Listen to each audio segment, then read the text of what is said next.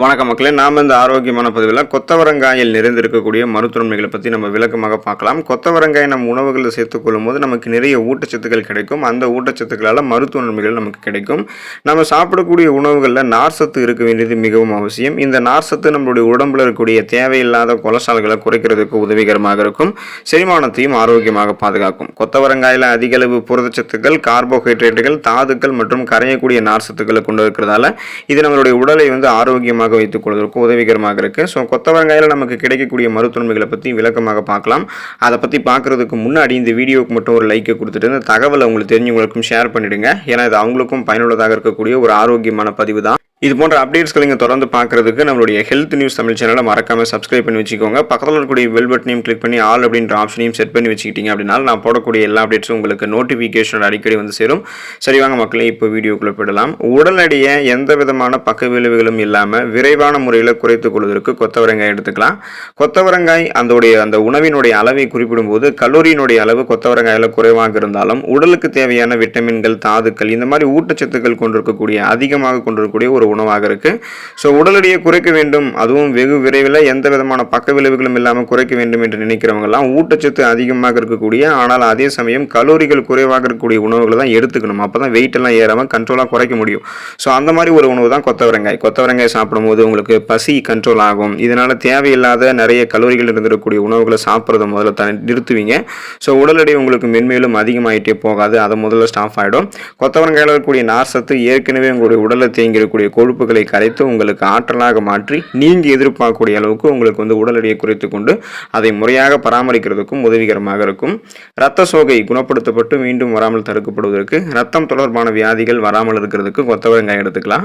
உடலினுடைய அனைத்து உறுப்புகளினுடைய சீரான செயல்பாடுகளுக்கும் உடல் ஆரோக்கியம் சிறப்பாக இருக்கிறதுக்கும் உடலில் ரத்த ஓட்டம் சரியான அளவில் இருக்க வேண்டியது அவசியம். ரத்தத்தில் ரத்த வெள்ளை அணுக்களினுடைய குறைபாடுகளாலோ அல்லது ரத்த சிகப்பு அணுக்களுடைய குறைபாடுகளோ நமக்கு பல பிரச்சனைகள் ஏற்படும். குறிப்பாக ரத்த சிகப்பு அணுக்கள் குறைபடும் பொழுது அதில் இருக்கக்கூடிய அனீமியா என்று சொல்லக்கூடிய அந்த நோய் நமக்கு ஏற்படும். ஸோ குறிப்பாக ரத்த சிகப்பணுக்கள் குறைஞ்சதுன்னா ஹீமோகுளோபின் என்று சொல்லக்கூடிய அந்த ரத்த புரதம் குறைய ஆரம்பிக்கும். இதனால் நம்மளுடைய உடல் சுறுசுறுப்பாக இயங்க ஆரம்பிக்காது. உடல் சோர்வு ஏற்படும், தலைவலி, மயக்கம், உடல் பலவீனமாக இருக்க ஆரம்பிக்கும், குமட்டல் போன்ற உணர்வுலாம் தென்படும். இது எல்லாமே அனீமியா என்று சொல்லக்கூடிய அந்த ரத்த சோகை நோய்க்கான அறிகுறிகளாக இருக்கும். ஸோ நம்ம இரும்புச்சத்து இருந்திருக்கக்கூடிய உணவுகளை இந்த நேரத்தில் எடுத்துக்கணும். ஏன்னா இரும்புச்சத்து குறைபாடால தான் நமக்கு ரெட் பிளட் செல்ஸ் குறையுது. ஸோ அப்போ கொத்தவரங்காய் எடுத்துக்கிட்டோம் அப்படின்னா அதில் இருக்கக்கூடிய இரும்பு சத்து நமக்கு கிடைக்க ஆரம்பிக்கும் போது ரெட் பிளட் செல்ஸ் நமக்கு முறையான அளவில் கிடைக்க ஆரம்பிக்கும். ரெட் பிளட் செல்ஸ் லெவல் கரெக்டாக இருக்கும்போது ரத்த புரதமான ஹீமோகுளோபினுடைய லெவலும் கரெக்டாக இருக்கும்போது ரத்த புரதமான ஹீமோகுளோபின் நம்மளுடைய உடல் உறுப்புகள் இருக்கக்கூடிய அனைத்து பாங்களுக்கும் ஆக்சிஜனை கடத்தி செல்லும் போது நம்ம ரெஃப்ரெஷ்மெண்ட்டாக, புத்துணர்ச்சியாக, சுறுசுறுப்பாக செயல்படுவோம். அனிமியாவுக்கான அறிகுறிகள் இருக்காது, ரத்தம் தொடர்பான பிரச்சனைகள் நமக்கு இருக்காது. நோய் எதிர்ப்பு திறன் பெற்று நலமோடு வாழ்வதற்கு, பல நோய்களை எதிர்த்து போராடுவதற்கு கொத்தவரங்காய் எடுத்துக்கலாம். அன்றாடம் நம்ம வெளியில் செல்லும் போது பல வகையான நோய் கிருமிகளினுடைய தாக்குதல்களை எதிர்கொண்டுட்டு இருக்கோம்.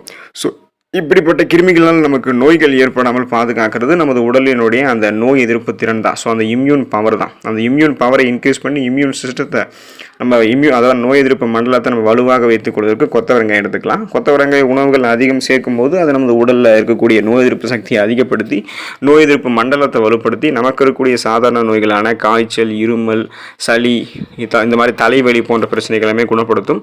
சீசனாக புதுசாக அட்டாக் ஆகக்கூடிய பாக்டீரியா, வைரஸ் போன்ற பருவ கால தொற்று வியாதிகளை வராமல் தடுத்து பல நோய்களிலிருந்து நம்மை பாதுகாக்கும். சருமம் நலமாக இருக்கிறதுக்கு, மின்னக்கூடிய சருமத்தை பெறுவதற்கெல்லாம் கொத்தவரங்காயை நம்மளுடைய உணவுகளை சேர்த்துக்கலாம். நமது சருமம் எனப்படக்கூடிய அந்த வெளிப்புற தோல் நமது உடலை பாதுகாப்பதோடு நமக்கு ஒரு விதமான அழகிய தோற்றத்தையும் தருது. அது கருப்பாக இருக்கக்கூடிய தோலாக இருந்தாலும் சரி அல்லது மாநிறமாக இருக்கக்கூடிய தோலாக இருந்தாலும் சரி, அது நமக்கு எப்போதுமே அழகுதான். கொத்தவரங்காய் சரும பிரச்சனைகளுக்கு மிகுந்த உதவி செய்து அந்த ப்ராப்ளத்தை கியூர் பண்ணுறதுக்காக கொத்தவரங்காயில் இருக்கக்கூடிய ஆன்டி ஆக்சிடென்ட் வேதிப்பொருள்கள் நம்மளுடைய சருமத்தில், தோள்கள் இருக்கக்கூடிய சேதமடைந்த திசுக்களை சருமத்திலிருந்து நீக்கும். இதனால் நம்மளுடைய முகத்தில் இருக்கக்கூடிய அந்த இறந்த செல்கள், டெட் செல்ஸ்ன்னு சொல்லுவோம்.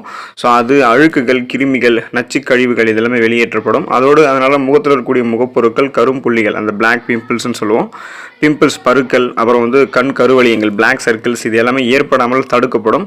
நாம் எதிர்பார்க்கக்கூடிய மின்னக்கூடிய சருமம் நமக்கு கிடைக்கும். சருமத்தில் எந்த விதமான சுருக்கங்களும் இருக்காது, புத்துணர்ச்சியாக நம்மளுடைய சருமம் இருக்கும். அதுக்கு கொத்தவரங்காய் உதவிகரமாக இருக்கும். மலச்சிக்கல் குணப்படுத்தப்பட்டு மீண்டும் வராமல் தடுக்கப்படுவதற்கு கொத்தவரங்காய் எடுத்துக்கலாம். ஒரு சிலருக்கு வயிற்றில் உணவை செரிப்பதற்கு இருக்கக்கூடிய செரிமான அமிலங்களினுடைய சமநிலை சீர்கெடுவதால் சாப்பிடக்கூடிய உணவுகளை செரிமானம் செய்வதில் பிரச்சனை ஏற்பட்டு மலச்சிக்கல் பிரச்சனைகள் உண்டாகும்.